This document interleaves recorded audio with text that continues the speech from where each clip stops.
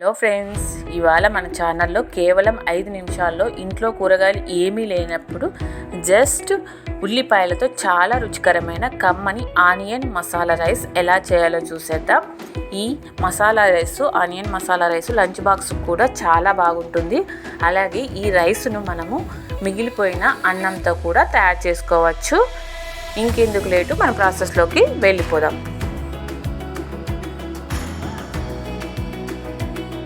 ఇప్పుడు stove on చేసి ఒక కడాయి పెట్టుకొని అందులోకి 2 స్పూన్ల నెయ్యిని వేసుకోవాలి.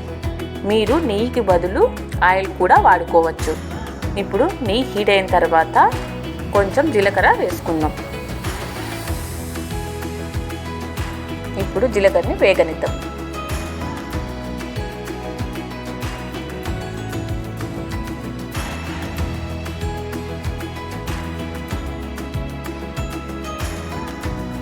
ఇప్పుడు ఇందులోకి కొంచెం కరివేపాకు కూడా వేసుకొని కొంచెం వేగనిద్దాం కరివేపాకును కూడా.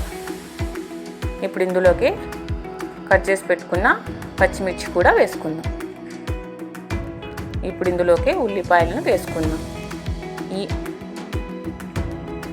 ఈ రైస్కి ఉల్లిపాయలు చాలానే పడతాయి, అప్పుడే రైస్ కూడా టేస్టీగా వస్తుంది.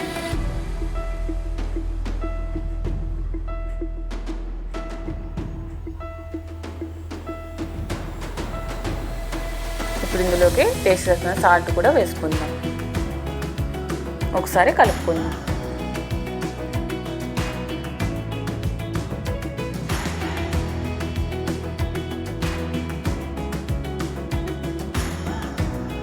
ఇలా సాల్ట్ వేసుకొని వేయించుకోవడం వల్ల ఉల్లిపాయలు కూడా తొందరగా వేగిపోతాయి.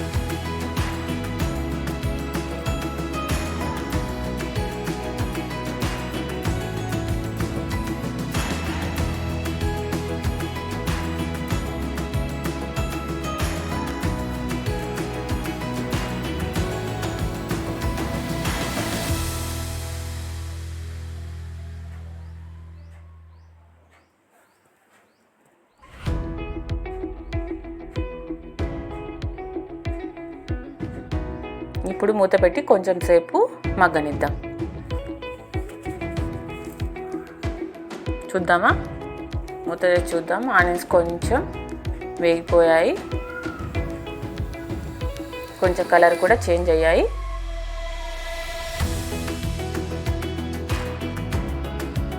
ఇప్పుడు ఇందులో కొంచెం పసుపు,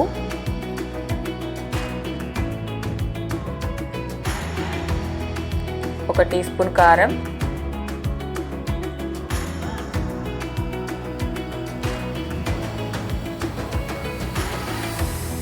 ఒక టీ స్పూన్ గరం మసాలా,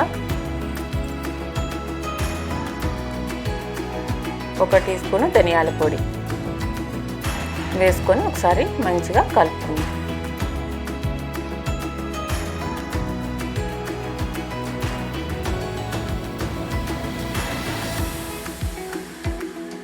ఇప్పుడు కొంచెం సేపు వేగనిద్దాం. చూసారు కదా, ఆనియన్స్ కూడా కొంచెం మంచిగా వేగిపోయాయి. ఇప్పుడు ఇందులోకి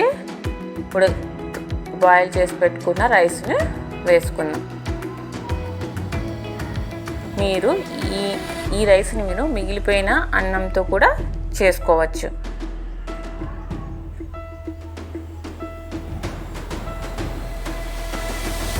ఇప్పుడు మసాలా అంతా రైస్ పట్టేంత వరకు మనము కలుపుకోవాలి.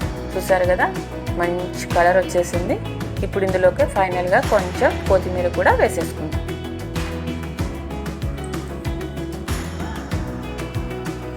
ఒకసారి కలుపుకుందాం.